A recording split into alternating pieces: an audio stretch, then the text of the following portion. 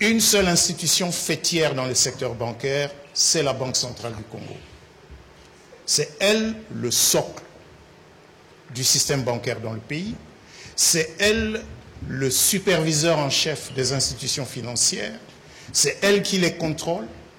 Et justement parce que c'est elle qui contrôle toutes les institutions financières, y compris les IMF, les institutions de microfinance, sachez que la CADECO, qui est dans une situation financière difficile depuis de longues années, ne participe plus à la chambre de compensation. Les institutions financières entre elles en français facile, des compensations. En français facile, moi je suis dans la banque A, je demande à ma banque de payer celui à qui je dois de l'argent, mais qui a son compte dans la banque B. Mais la banque B a aussi des clients qui demandent que cette banque paye des gens qui sont dans la banque A. Concrètement, comment ça se passe? La banque A ne va pas dire je paye d'abord et puis je vais attendre que la banque B me paye. Donc les banques vont se rencontrer. Chaque jour, toi je dois envoyer autant chez toi, moi aussi je dois envoyer autant chez toi. On croise et on ne paye que le net. Celui qui doit plus va payer à celui qui doit moins. Si on te dit, voilà, c'est toi qui me dois, il faut que tu payes. Le jour où tu ne payes pas, si tu ne payes pas aujourd'hui, tu ne payes pas demain, tu deviens un élément dangereux dans le secteur bancaire. On te sort. Le fait de te sortir de ce cadre signifie que tu n'es plus une institution financière crédible. Tu es en fait une institution financière qui peut mettre tous les secteurs bancaires en danger. Donc la CADECO n'est plus dans ce cadre-là depuis un certain nombre d'années. Le gouvernement envisage depuis quelque temps de restructurer la CADECO. D'abord, il faut la récapitaliser parce que c'est une institution qui a des fonds propres négatifs. Ça signifie que ce qu'elle a comme fonds propres, moins ce qu'elle doit, en fait, elle doit plus que ce qu'elle possède, elle, comme fonds propres. Et une institution financière qui a des fonds propres négatifs, c'est une institution financière qui n'est plus capable, si vous avez déposé vos épargnes auprès d'elle, de vous rembourser quand vous voulez chercher vos épargnes, n'est-ce pas? Le ministre des Finances disait que c'était une arnaque. Donc, faire croire aux gens que voilà, nous avons aujourd'hui une banque à Goma, et d'ailleurs, les mêmes occupants illégitimes invoquent la Constitution qu'ils piétinent en s'attaquant au pouvoir légitime établi dans le pays. Ils invoquent la loi bancaire pour installer une institution financière. Toute institution financière agréée par la Banque centrale doit avoir un compte à la Banque centrale. La CADECO aujourd'hui n'a pas de compte à la Banque centrale. En d'autres termes, si vous mettez votre argent à la CADECO et que vous ne savez pas le récupérer, vous ne l'avez pas.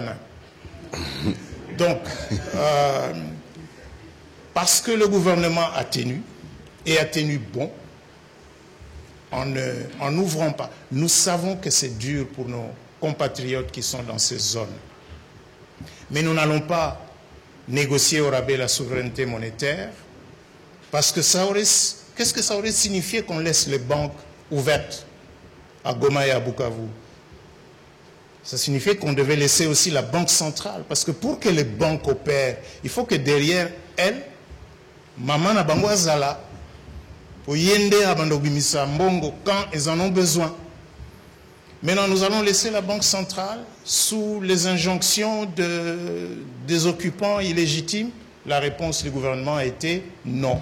D'ailleurs, ils ont plusieurs fois essayé de casser le coffre-fort de la Banque centrale. Ouais. Donc voilà, c'est ça la situation.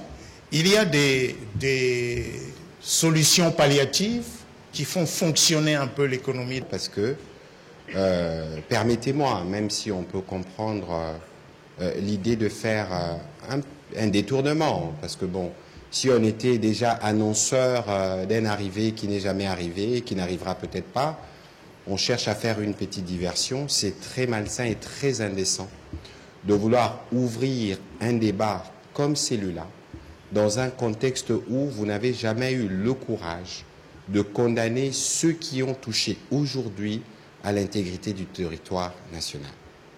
Vous voulez parler du fédéralisme, d'un territoire où vous avez des agresseurs qui y sont, qui tuent tous les jours, où vous n'avez jamais eu le moindre bon sens, j'allais dire, d'exprimer une solidarité contre pour vos propres compatriotes qui sont des victimes quotidiennes, et vouloir amener un tel débat, ça signifie simplement qu'on veut déplacer les curseurs parce que l'annonce qu'on a faite n'a pas donné les résultats. Et donc, c'est à la limite choquant d'ailleurs, parce que si nous devons refaire le parcours de l'homme qui l'est dit, du pacte de Sun City et de tout ce qu'il y a eu, il ne faut pas oublier que nous étions dans un contexte où le président de la République avait dit qu'on devait réfléchir justement sur la Constitution. Les mêmes personnes qui veulent revenir aujourd'hui pour nous reparler de fédéralisme, mais comment vont-ils y arriver? Mais c'est tellement suspect que ça soutient l'idée de ceux qui pensent que c'est le moment de balkaniser la RDC. Et c'est ça l'intention cachée. C'est ça justement le côté malveillant de ces débats qui peut paraître au départ intéressant, mais en réalité qui ne l'est pas. Dans les contextes actuels, ce qui importe pour tous les Congolais qui tiennent à la République démocratique du Congo, c'est d'abord le retour à l'intégrité territoriale.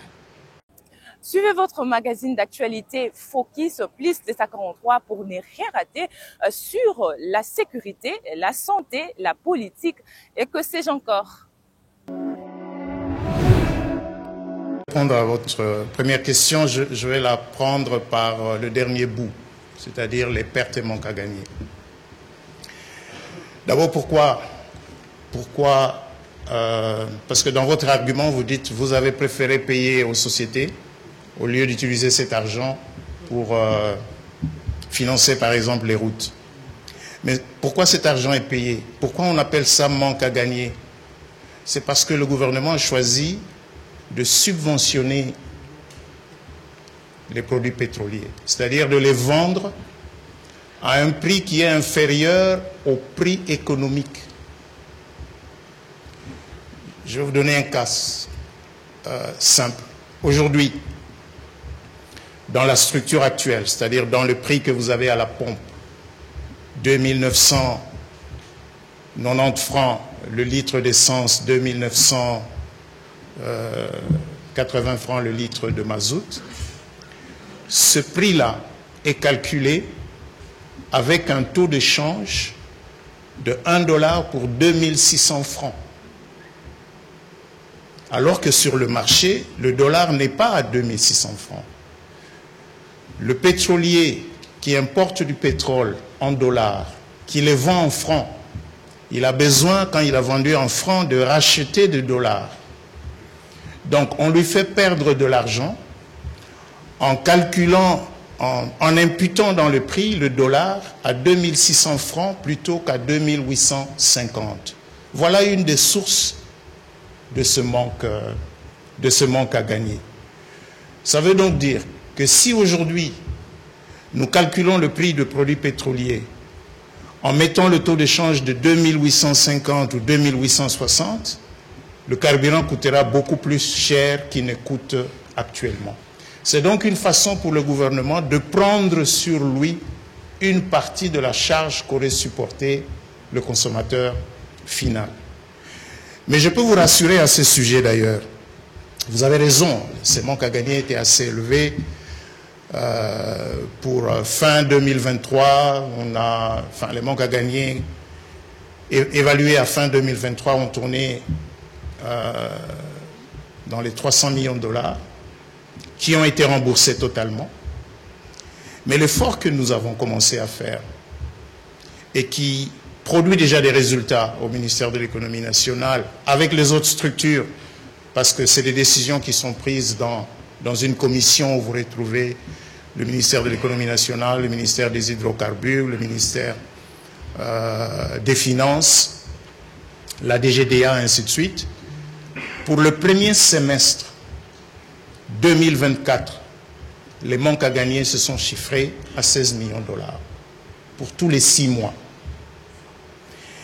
Les chiffres pour le deuxième semestre seront connus avec certitude dans les jours qui viennent, en tout cas avant la fin de ce mois. Mais je sais déjà, parce que les estimations existent, que nous allons rester dans ces limites-là et que nous n'allons probablement même pas dépasser les 16 millions de dollars. Donc, le gouvernement a fait un effort pour diminuer sensiblement les pertes et manques à gagner. Et dans les efforts que nous allons faire dans les jours qui viennent, il s'agira notamment d'augmenter le taux de change dans les calculs du prix pour diminuer le manque à gagner afin que ces ressources servent à autre chose plutôt qu'à financer des pertes encourues par les sociétés pétrolières. Vous allez peut-être demander, mais alors pourquoi le gouvernement prend cette mesure-là? Mais il prend cette mesure-là parce que, imaginez un seul instant qu'il manque de produits pétroliers dans le pays, ce serait la catastrophe. Donc, tout faire pour que l'approvisionnement en produits pétroliers soit régulier est quelque chose de fondamental. Et ne pas mettre tout le poids sur les citoyens, mais enlever une partie de ce poids, c'est ça la position que le gouvernement avait choisie. Je peux vous garantir que dans certaines zones, parce que dans ce secteur, nous divisons le pays en 4 zones, Est, Sud, Nord et Ouest, mais dans la zone Sud, là où nous avons beaucoup de miniers qui sont les plus grands consommateurs de produits pétroliers, nous n'avons plus de manque à gagner dans cette zone-là. Parce qu'on a pris un certain nombre de mesures qui ont permis de diminuer les manques à gagner. Alors, vous avez parlé dans votre question, je comprends. Moi, en tant que ministre de l'économie, j'aurais aussi voulu voir qu'à la suite de cette mesure, parce que 13%, c'est au-delà de 5%.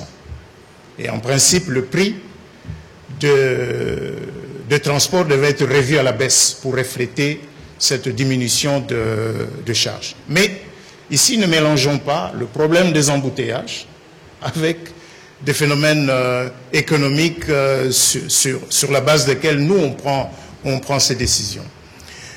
Rappelez-vous qu'avant cette baisse des prix de début octobre 2024, il y avait eu plusieurs augmentations des prix de produits pétroliers sur les 12-18 mois qui avaient précédé, qui n'avaient pas été reflétés dans les prix de transport. Donc beaucoup de transporteurs, parce que les décisions ont été prises, en tout cas, par les autorités compétentes, qui sont le gouverneur de province. C'est au gouverneur de province qu'il revient, après avoir réuni les différentes corporations, de déterminer les prix des transports publics. Donc les transporteurs ont dit, quand vous augmentiez, vous nous avez empêché d'augmenter, et maintenant que vous diminuez, vous voulez que nous diminuions, vous ne tenez pas compte des pertes que nous avons encourues dans le passé. Mais laissez-moi au moins vous rassurer que, il est maintenant établi que lorsque les conditions le permettent, le prix des produits pétroliers peuvent baisser dans ce pays. Nous l'avons démontré. Parce que généralement, le prix augmentait et il y avait toujours des raisons pour qu'ils augmentent.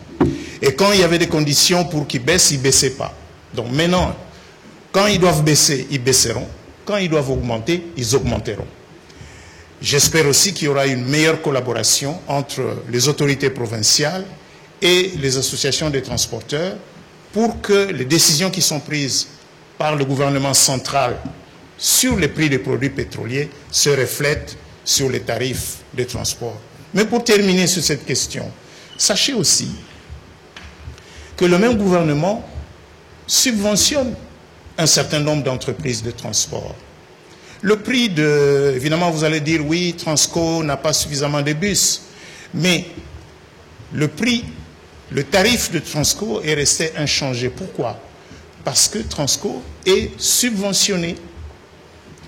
Il reçoit du ministère de l'économie chaque mois, Transco, Transacademia, SNCC et bien d'autres entreprises qui sont donc subventionnées par le même gouvernement de manière à maintenir bas les tarifs pratiqués par ces sociétés. Le Japon et l'Allemagne étaient déjà de puissances industrielles avant la guerre. L'effort pour redémarrer après la guerre, avec aussi l'appui de pays qui les avaient vaincus, notamment les États-Unis, peut donc expliquer ce regain rapide. En ce qui nous concerne, j'ai parlé tout à l'heure du Kasaï oriental. Les statistiques que nous avons jusqu'en 2023-2024 montraient que le Kasaï oriental ne produisait que entre 17 et 21% de ses besoins en maïs.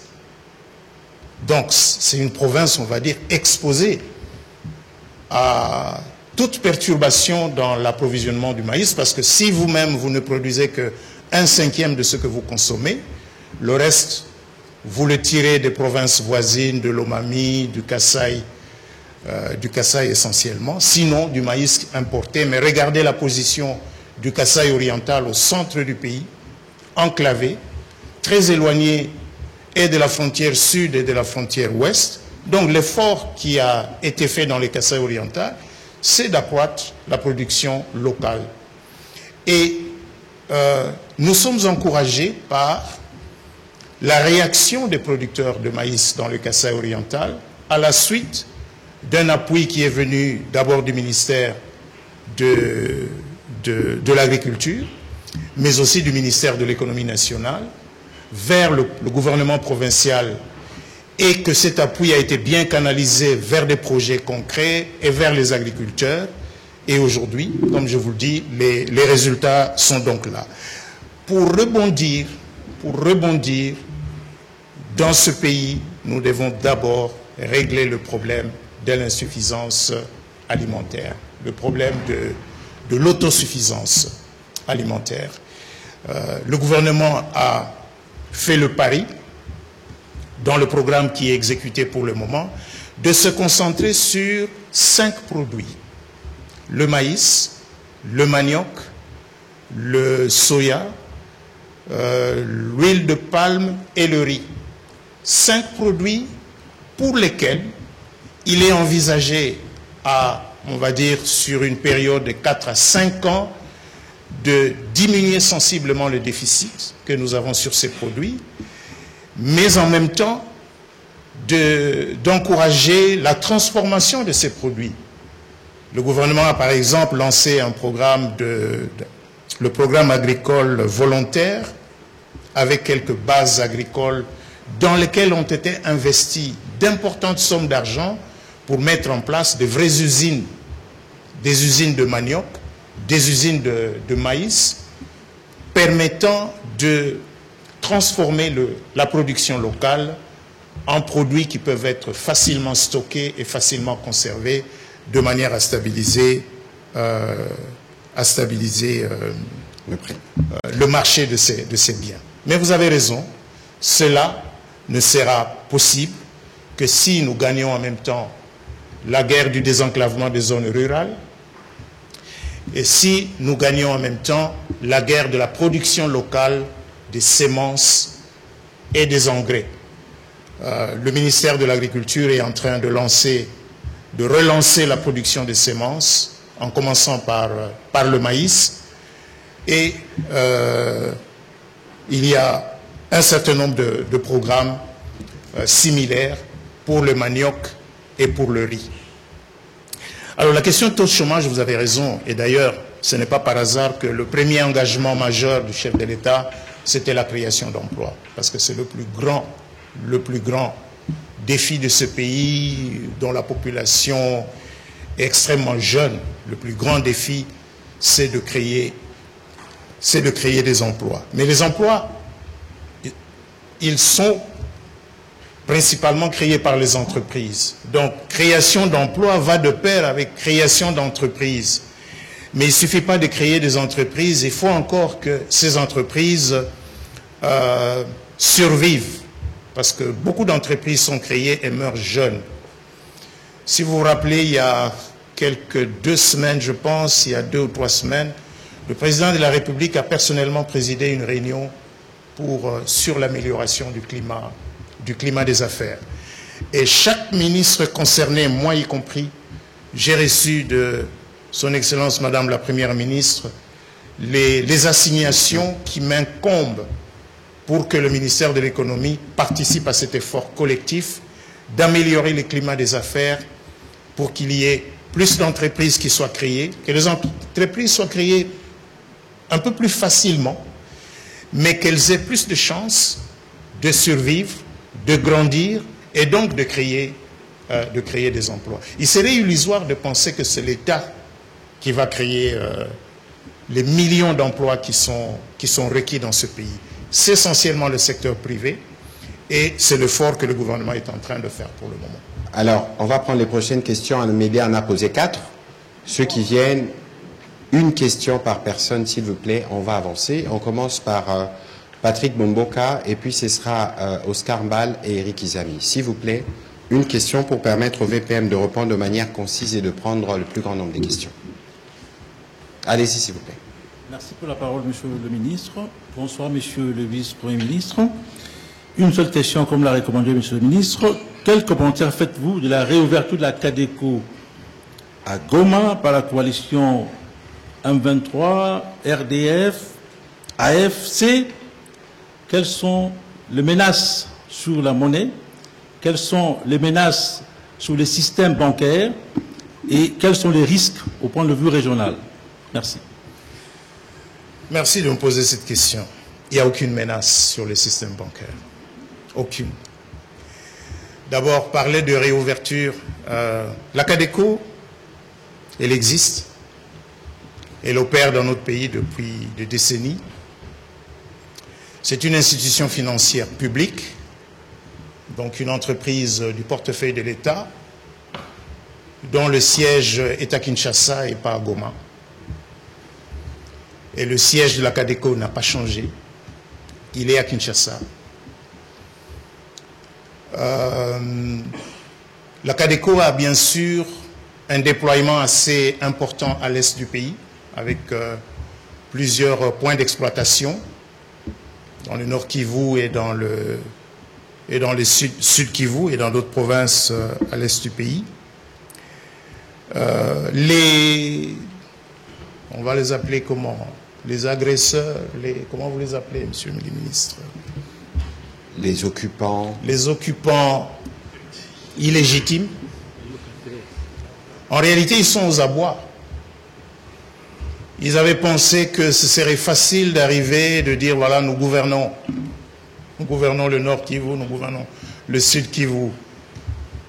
Le message lancé par le gouvernement, sous d'ailleurs l'impulsion du chef de l'État, c'est que la souveraineté monétaire n'est pas à partager avec qui que ce soit.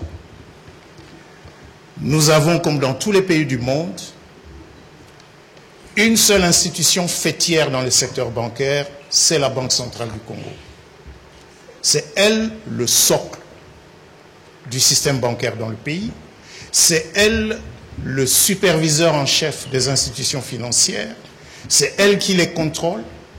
Et justement parce que c'est elle qui contrôle toutes les institutions financières, y compris les IMF, les institutions de microfinance, sachez que la CADECO, qui est dans une situation financière difficile depuis de longues années, ne participe plus à la chambre de compensation.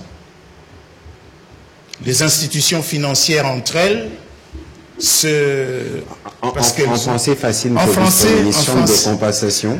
En français facile, Moi, je suis dans la banque A, je demande à ma banque de payer celui à qui je dois de l'argent, mais qui a son compte dans la banque B. Mais la banque B a aussi des clients qui demandent que cette banque paye des gens qui sont dans la banque A. Eh ben, concrètement, comment ça se passe? La banque A ne va pas dire je paye d'abord et puis je vais attendre que la banque B me paye. Donc les banques vont se rencontrer. Chaque jour, toi je dois envoyer autant chez toi, moi aussi je dois envoyer autant chez toi. On croise et on ne paye que le net. Celui qui doit plus va payer à celui qui doit moins. Si on te dit, voilà, c'est toi qui me dois, il faut que tu payes. Le jour où tu ne payes pas, si tu ne payes pas aujourd'hui, tu ne payes pas demain, tu deviens un élément dangereux dans le secteur bancaire. On te sort. Le fait de te sortir de ce cadre signifie que tu n'es plus une institution financière crédible. Tu es en fait une institution financière qui peut mettre tous les secteurs bancaires en danger. Donc la CADECO n'est plus dans ce cadre-là depuis un certain nombre d'années. Le gouvernement envisage depuis quelque temps de restructurer la CADECO. D'abord, il faut la récapitaliser parce que c'est une institution qui a des fonds propres négatifs. Ça signifie que ce qu'elle a comme fonds propres, moins ce qu'elle doit, en fait, elle doit plus que ce qu'elle possède, elle, comme fonds propres. Et une institution financière qui a des fonds propres négatifs, c'est une institution financière qui n'est plus capable, si vous avez déposé vos épargnes auprès d'elle, de vous rembourser quand vous voulez chercher vos épargnes, n'est-ce pas? Le ministre des Finances disait que c'était une arnaque. Donc, faire croire aux gens que voilà, nous avons aujourd'hui une banque à Goma, et d'ailleurs, les mêmes occupants illégitimes invoquent la Constitution qu'ils piétinent en s'attaquant au pouvoir légitime établi dans le pays. Ils invoquent la loi bancaire pour installer une institution financière. Toute institution financière agréée par la Banque centrale doit avoir un compte à la Banque centrale. La CADECO aujourd'hui n'a pas de compte à la Banque centrale. En d'autres termes, si vous mettez votre argent à la CADECO et que vous ne savez pas le récupérer, vous ne pas. Donc, parce que le gouvernement a tenu, et a tenu bon, en n'ouvrant pas. Nous savons que c'est dur pour nos compatriotes qui sont dans ces zones. Mais nous n'allons pas négocier au rabais la souveraineté monétaire, parce que qu'est-ce que ça aurait signifié qu'on laisse les banques ouvertes à Goma et à Bukavu? Ça signifiait qu'on devait laisser aussi la Banque centrale, parce que pour que les banques opèrent, il faut que derrière elles, maman na bango azala, pour yende abandobimisa mbongo quand elles en ont besoin. Maintenant, nous allons laisser la Banque centrale sous les injonctions des occupants illégitimes. La réponse du gouvernement a été non. D'ailleurs, ils ont plusieurs fois essayé de casser le coffre-fort de la Banque centrale. Ouais. Donc voilà, c'est ça la situation. Il y a des solutions palliatives qui font fonctionner un peu l'économie dans cette partie, avec la monnaie électronique, avec d'autres comportements que les opérateurs économiques ont adoptés. Mais tout le monde sait que le niveau d'activité économique a baissé, parce que quand l'argent ne tourne pas, le niveau d'activité économique baisse. Il y a moins de carburant qui arrive dans cette partie du pays. C'est des pertes de ressources pour nous, mais pour le pouvoir central, je veux dire. Mais pourquoi nous allions nous faciliter la tâche à des occupants illégitimes qui, entre-temps, prennent les recettes douanières? S'ils prennent les recettes douanières, les souffrances dans cette partie du pays aujourd'hui ne sont pas du fait du pouvoir central, c'est du fait de l'occupation.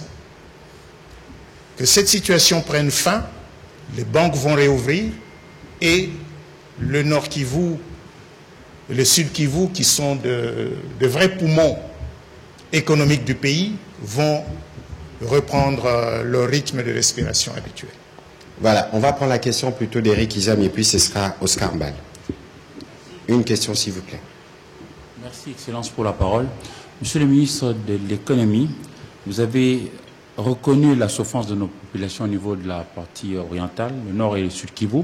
Alors, comment comptez-vous au niveau du gouvernement appuyer les opérateurs économiques congolais vivant dans cette partie de la République? Pour terminer, après l'annonce par l'ancien chef de l'État, Joseph Kabila Kabange, de revenir au pays par la partie orientale, on a vu Olivier Kamitatou Etso, autrefois président de l'Assemblée nationale, parler du fédéralisme. Ça, c'est la question au ministre Mouyaya. Comment est-ce que vous, gouvernement congolais, réagissez quand on parle fédéralisme en République démocratique du Congo? Alors, heureusement que j'ai à côté de moi un professeur d'économie, réputé, reconnu. Il aura sûrement l'occasion de donner quelques éléments de réponse à propos, parce que, permettez-moi, même si on peut comprendre l'idée de faire un détournement, parce que bon, si on était déjà annonceur d'un arrivé qui n'est jamais arrivé, qui n'arrivera peut-être pas, on cherche à faire une petite diversion. C'est très malsain et très indécent de vouloir ouvrir un débat comme celui-là dans un contexte où vous n'avez jamais eu le courage de condamner ceux qui ont touché aujourd'hui à l'intégrité du territoire national. Vous voulez parler du fédéralisme d'un territoire où vous avez des agresseurs qui y sont, qui tuent tous les jours, où vous n'avez jamais eu le moindre bon sens, j'allais dire, d'exprimer une solidarité contre pour vos propres compatriotes qui sont des victimes quotidiennes, et vouloir amener un tel débat, ça signifie simplement qu'on veut déplacer les curseurs parce que l'annonce qu'on a faite n'a pas donné les résultats. Et donc, c'est à la limite choquant d'ailleurs, parce que si nous devons refaire le parcours de l'homme qui l'est dit, du pacte de Sun City et de tout ce qu'il y a eu, il ne faut pas oublier que nous étions dans un contexte où le président de la République avait dit qu'on devait réfléchir justement sur la Constitution. Les mêmes personnes qui veulent revenir aujourd'hui pour nous reparler de fédéralisme, mais comment vont-ils y arriver? Mais c'est tellement suspect que ça soutient l'idée de ceux qui pensent que c'est le moment de balkaniser la RDC. Et c'est ça l'intention cachée. C'est ça justement le côté malveillant de ces débats qui peut paraître au départ intéressant, mais en réalité qui ne l'est pas. Dans les contextes actuels, ce qui importe pour tous les Congolais qui tiennent à la République démocratique du Congo, c'est d'abord le retour à l'intégrité territoriale. Il n'y a rien qui n'évaille plus que ça. Et après, on peut débattre. On peut être unitaire, fédéraliste, mais dans un contexte comme celui-ci, vouloir faire un tel débat, c'est de l'indécence, tout simplement. Alors, Monsieur le Vice-Premier ministre, vous avez votre question, mais on peut profiter de votre présence ici, de par votre expertise, justement, pour que vous puissiez dire un mot sur ces sujets de décentralisation, de fédéralisme. Peut-être que vous allez nous aider à mieux éclairer les compatriotes qui nous suivent sur ces sujets. Bien, je vais peut-être, mais peut-être pour assurer notre ami par rapport à la première question que vous m'avez posée. Oui, le gouvernement est conscient, parce qu'il y a, vous savez, les banques sont fermées, il y a des entreprises qui opèrent dans ces zones, donc qui commencent à avoir des difficultés pour importer des matières premières et continuer à travailler. Nous avons eu des échanges qui vont se poursuivre. J'ai personnellement invité un certain nombre d'entreprises qui ont des opérations dans ces zones pour le 24 avril, pour une réunion avec la FEC et le ministère de l'économie, de manière à trouver les voies et moyens de faciliter la continuation de leurs opérations économiques dans le cadre restreint des opérations bancaires, pas seulement des opérations bancaires, mais il y a plein d'autres problèmes qui se posent pour des entreprises basées à Goma, basées à Bukavu, qui doivent importer des marchandises ou des matières premières de l'extérieur afin de continuer à fonctionner. Parce que, pour revenir à la question d'emploi qui a été posée, si ces entreprises fermaient, ce seraient d'autres Congolais qui vont se retrouver au chômage, et nous voulons bien éviter cela. Alors, pour parler de... Bon, enfin, je crois que le moment est un peu suspect de parler de fédéralisme, alors que la bataille qui vaut la peine pour le moment, c'est la bataille de la restauration de l'intégrité du territoire national. Mais monsieur l'auteur de cette idée, monsieur Olivier Kamitatou, est dans le pays aujourd'hui la personne qui a la meilleure connaissance de ce débat, parce qu'il fut président de l'Assemblée nationale du Parlement de transition, qui avait eu justement à rédiger la Constitution. Je peux affirmer, pour l'avoir entendu personnellement dire, que lui, il a les minutes de débat. Et ces débats avaient été houleux, notamment sur cette question entre l'unitarisme et le fédéralisme. Et ces minutes, c'est-à-dire la transcription de ces débats, je crois qu'il les a. Et je lui suggérerai un jour, enfin, quand il pensera rédiger ses mémoires, peut-être de rendre public, de nous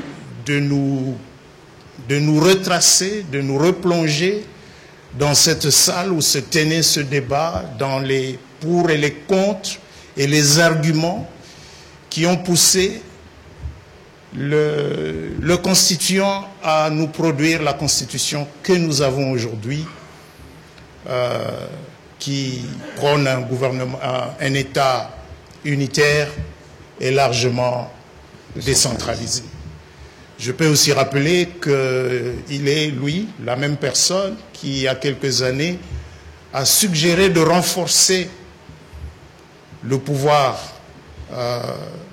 central, notamment en se dotant d'un exécutif plus fort, en supprimant le poste de Premier ministre. Mais pour revenir à la question, je crois que, Monsieur le ministre, vous avez bien fait de dire que ce n'est pas le moment d'avoir ce débat. Ce débat, nous pourrons peut-être l'avoir un jour, qui sait. Nous l'avons déjà eu dans le passé, on l'a eu en 60, on l'a eu un peu plus tard, et on l'a eu à Sun City, et on l'a achevé ici au Palais du Peuple. Et ça a produit la Constitution de février 2006. En réalité, prenons l'état de siège, qui est aujourd'hui un régime d'exception qui s'applique à l'Ituri et à la province du Nord Kivu et qui pousse le gouvernement à, parce que c'est la Constitution qui l'impose, tous les 15 jours, de redemander au Parlement de proroger cet état de siège. Mais l'état de siège a permis, en fait, au pouvoir central d'avoir une mainmise directe sur des régions qui sont menacées, sur des régions sur lesquelles il y a une ingérence extérieure. C'est dans ça qu'on est. Maintenant, aller vers un régime, un État fédéral avec un Congo oriental, c'est bien ça? Un Congo oriental, parce qu'après, il va encore falloir décider sur quelle ligne on va diviser les États fédérés. Et puis, on va encore avoir un débat sur est-ce que c'est des États fédérés ou c'est des États confédérés. Non. Aujourd'hui, retrouvons d'abord l'intégrité du territoire national. De la même manière, comme je l'ai dit tout à l'heure, que le gouvernement a fait fort et le chef de l'État n'a pas flanché pour faire respecter la souveraineté monétaire. Les gens ont dit oui, si vous n'ouvrez pas les banques, c'est le franc rwandais qui va circuler et ces zones risquent de nous échapper. Dans ce pays, on a déjà connu 2 zones monétaires. Il y avait la zone monétaire de Kasaï qui n'acceptaient pas le nouveau Zaïre, qui continuaient à utiliser les anciens Zaïre, et l'autre zone.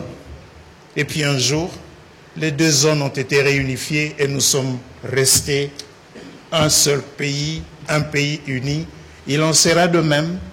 Nous allons retrouver ces parties du Nord Kivu et du Sud Kivu qui sont occupées pour que le Congo demeure un seul pays uni. Et le débat sur la forme de l'État, il reviendra peut-être, mais pour l'instant, nous avons peut-être intérêt à d'abord faire fonctionner ce système d'un État unitaire largement décentralisé. Et là, il y a de la matière. Il y a de la matière pour faire fonctionner la Caisse nationale de péréquation. Il y a de la matière pour une vraie déconcentration, une vraie décentralisation des compétences que la Constitution reconnaît aux provinces. Mais il y a aussi de la matière dans la culture politique. Parce que déjà aujourd'hui, avec les entités provinciales, pas plus tard qu'il y a quelques jours, notre collègue, Madame la ministre d'État, ministre des Affaires foncières, informe le Conseil des ministres de la situation qui prévaut dans la plupart des provinces où des gouverneurs nomment, alors qu'ils n'en ont pas le droit, des conservateurs des titres immobiliers, de leur obédience, comment je dirais, cette tendance à vouloir se fermer sur entre nous, c'est pas ça l'unité nationale, et c'est certainement pas le moment. Voilà. Certainement pas le moment d'ouvrir ce débat. On ne va pas en dire davantage. Je crois que vous avez fait le bon rappel. On ne va pas renoncer à ce qu'on était par les passés parce qu'il faut servir le maître d'aujourd'hui.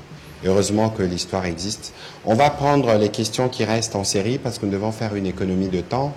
Donc on va prendre Oscar Mbal, on va prendre Blaise Shindani, Patrick Lakwe, et on terminera par une question en lingala de M. Fabrice. S'il vous plaît, une question. J'ai une petite question à poser. On prend, Monsieur le Vice-Premier ministre, on prend les questions en série, on y répondra une fois pour toutes pour nous permettre de faire une économie du temps. Merci pour la parole. J'ai une petite question à poser au Vice-Premier ministre, ministre de l'économie nationale. J'ai été heureux de l'entendre. Il a dit que les zones sous occupation étaient des poumons pour la République. Ils étaient des pourvoyeuses en termes de recettes. Aujourd'hui, elles sont sous-occupées. Et donc, nous parlons de l'économie des guerres. Monsieur le ministre, pouvez-vous nous rassurer? Parce que vous avez parlé de la stabilité des prix sur le marché. Je voudrais savoir si cette stabilité est factice ou bien vous l'inscrivez dans la durée. Et vous comptez sur quoi? Vous misez sur quoi pour pérenniser cette stabilité? Est-ce que vous avez un matelas financier sur lequel vous comptez? Merci. Patrick Lakwe. Monsieur le ministre, vous allez m'excuser. La question que je pose aura deux volets. Rapidement, s'il vous plaît. Merci.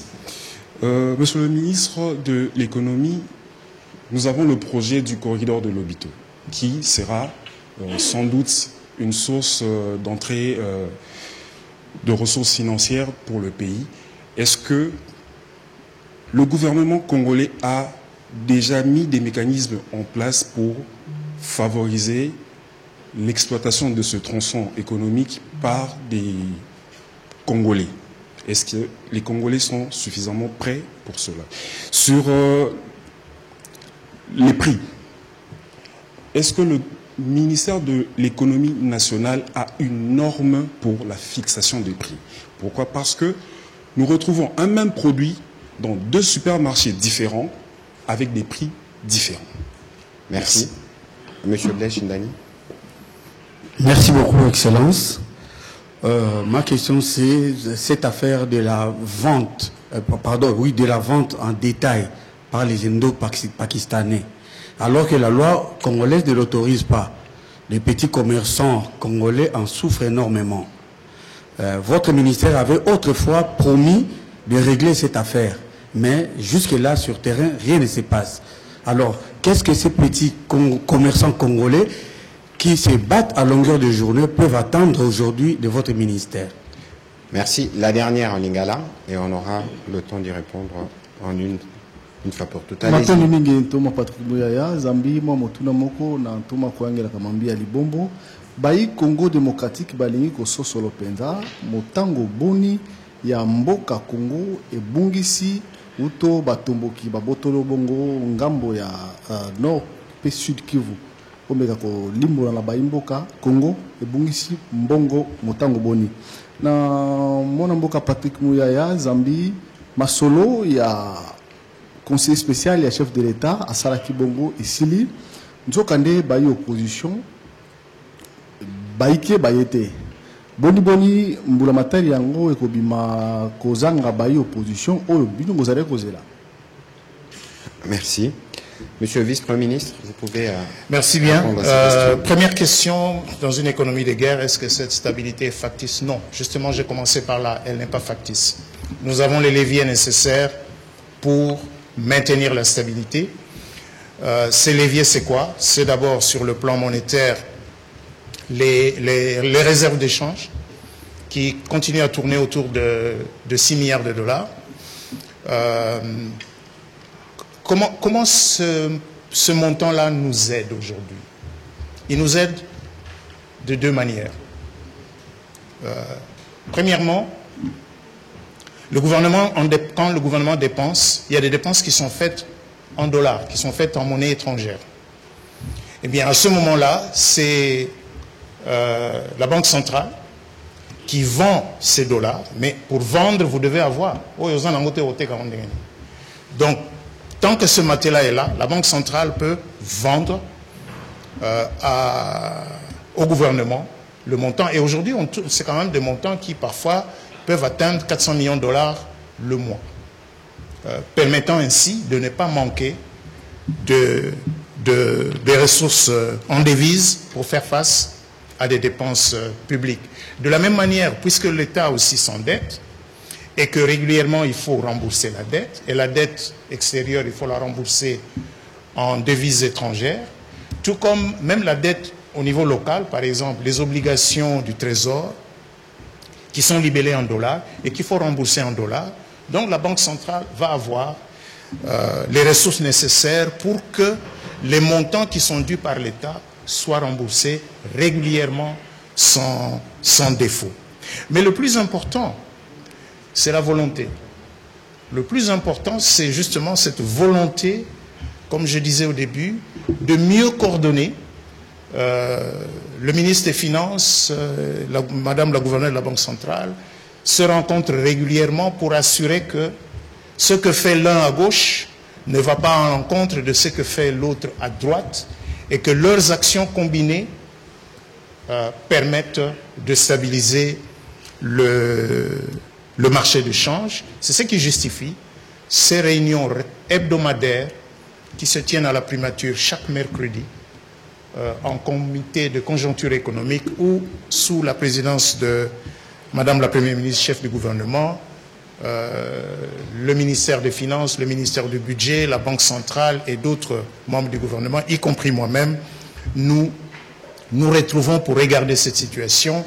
Et lorsqu'il y a des compléments d'analyse à faire, d'habitude, ces compléments d'analyse sont adressés à la Commission économie, finances et reconstruction que je préside et qui se réunit chaque lundi de chaque semaine pour examiner de manière plus approfondie certaines de ces questions.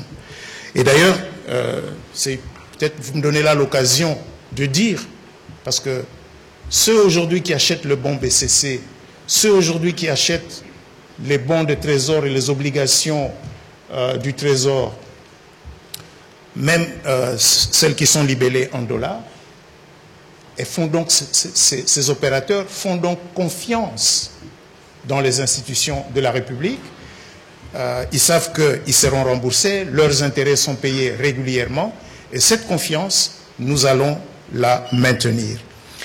Corridor de Lobito, il nous revient, à nous, Congolais, de faire du corridor de Lobito pas simplement un chemin de fer pour sortir les minéraux de la RDC vers les autres pays, mais d'en faire un corridor de développement. Et laissez-moi vous dire, souvent, on tend à regarder le gouvernement, mais les affaires, ceux qui sont des hommes et des femmes d'affaires, les affaires, on les sent. Donc le corridor de Lobito, c'est une opportunité. Et je sais, parce que je discute avec pas mal de Congolais, jeunes, même de jeunes Congolais, qui ont des idées, qui cherchent des partenariats, qui proposent des projets, qui cherchent du financement pour la transformation. Je peux citer le cas d'un jeune Congolais qui est sur un projet très important de raffinage de cobalt et du cuivre, pour qu'on cesse de sortir des produits bruts, mais qu'on commence à sortir des produits raffinés. Évidemment, un tel projet il va être très important donc, pour ce corridor de développement.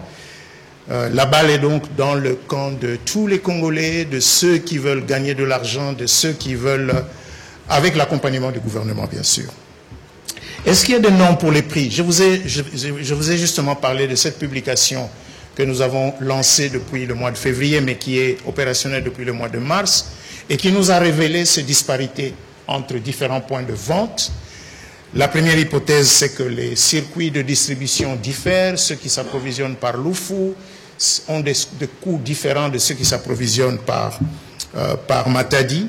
Et nous allons continuer à investiguer cette situation pour effectivement arriver progressivement à des prix plus ou moins normalisés. La vente, c'est la question du petit commerce. Pour le moment, nous avons travaillé sur un projet de loi sur le petit commerce. Nous avons 2 projets de loi en chantier au niveau du ministère de l'économie nationale. Un projet de loi sur le commerce, un projet de loi sur le petit commerce. Nous pensons que le moment est venu de carrément révisiter la loi de 73. Parce que cette loi de 73, elle dit clairement que le petit commerce ne peut être exercé que par les Congolais. Mais il y a une dérogation qui a été accordée par un décret du Premier ministre qui date d'un certain nombre d'années et qui permet aux étrangers de faire du petit commerce dans un certain nombre de branches. Et puis il y a un autre décret qui a aussi accordé une dérogation, justement à la suite de la réclamation de beaucoup de petits commerçants congolais qui disaient mais nous avons aujourd'hui des étrangers qui travaillent même dans des branches qui ne font pas partie du décret dérogatoire, mais il y a un décret qui leur a accordé un moratoire de 2 ans. Ce moratoire va expirer au mois de novembre de cette année. Je n'ai pas l'intention de le proroger.